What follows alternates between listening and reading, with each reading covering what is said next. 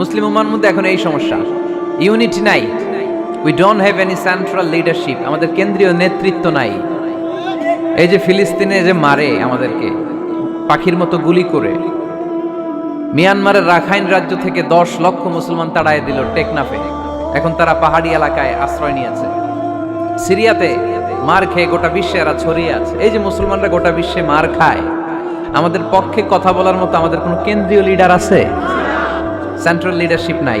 আল খিলাফা আল Islamia, Islamic caliphate, এটা নাই। এই সেন্ট্রাল লিডারশিপ না থাকার কারণে গোটা বিশ্বে আমরা আজ নির্যাতিত, নিষ্পেষিত। আমাদের কোনো মা বাপ নাই, জোরে কোন ঠিক কিনা?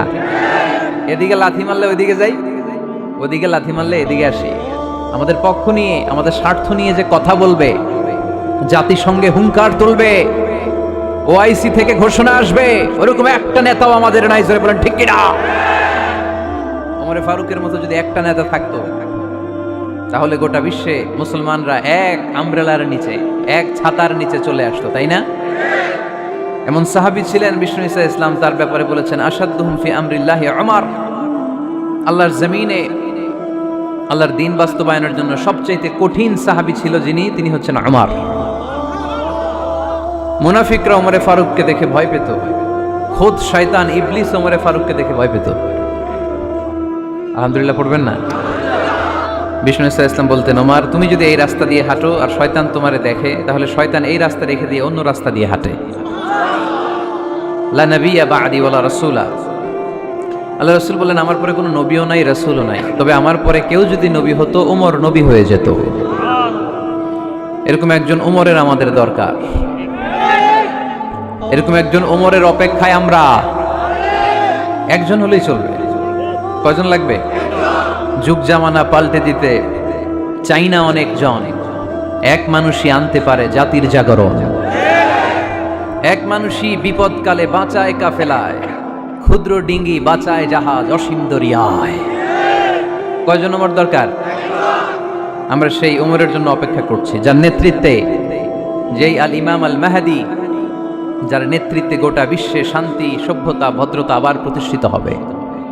এক ছাতার নিচে মুসলমানেরা থাকবে, কেউ কারো ব্যাপারে হৃদয়ে কোনো বিদ্বেষ রাখবে, ঘৃণা রাখবে, কেউ কাউকে গালি দিবে না। এই সুসম্পর্ক, এই ঐক্যের জন্যই ইসলাম। একসাথে উদখুলু ফিস সিলমি কাফা, পরিপূর্ণভাবে সবাই মিলে ইসলামের রশিকে আঁকড়ে ধরো, তাহলেই বরকত দিবে কে? ওমরে ফারুক বলতেন, নাহনু কওমুন আ'আজ্জানাল্লাহু বিল ইসলাম, আমরা তো এমন জাতি যে জাতিকে আল্লাহ তাআলা ইসলাম দিয়ে সম্মানিত করেছে। আমাদের সম্মান ইসলামে, এখন ইসলাম রেখে দিয়ে অন্য জায়গায় সম্মান খুঁজি, এজন্যই লাথি খাই, এজন্যই অপমানিত, এজন্যই নেতৃত্ব শূন্য। জোরে বলেন ঠিক কিনা? গোড়ার দিকে যদি না যাই, মূলের দিকে যদি ফিরে না আসে, আমাদেরকে গালি দেয় মৌলবাদ। মৌলবাদ মানে হচ্ছে যে মূলের দিকে ফিরে আসে, return back to the root. শিখর থেকে, শেকড় থেকে শিখরে, শিখরে যেতে হলে আগে শেকড়ে যেতে হবে। জোরে বলেন ঠিক কিনা? এজন্য ঐক্যের কোনো বিকল্প নাই। আমি আমার আলোচনার শুরুতেই এই মেসেজটা আপনাদের কাছে ড্রপ করতে চাই যে আসুন আমরা কাদা ছোড়াছুড়ি ছেড়ে দেই, হিংসা বিদ্বেষ ভুলে যাই, হৃদয়টারে সবার জন্য উজাড় করে দেই। মুমিনদের হৃদয়ে থাকবে সবার জন্য ভালোবাসা। কি থাকবে? আল্লাহ রাসূল সাল্লাল্লাহু আলাইহি ওয়াসাল্লাম মক্কা থেকে যখন মদিনাতে গেলেন, তিনি দেখলেন দলে দলে লোকজন কালিমা পড়ে মুসলমান হচ্ছে, বড় একটা মুসলিম কমিউনিটি গড়ে উঠল। আল্লাহ রাসূল সাল্লাল্লাহু আলাইহি ওয়াসাল্লাম খেয়াল করে দেখলেন ওখানে শুধু মুসলিম কমিউনিটি নয়, ওখানে জিউস কমিউনিটি আছে, মানে ইহুদি কমিউনিটি। মদিনাতে ইহুদিরাও থাকতো।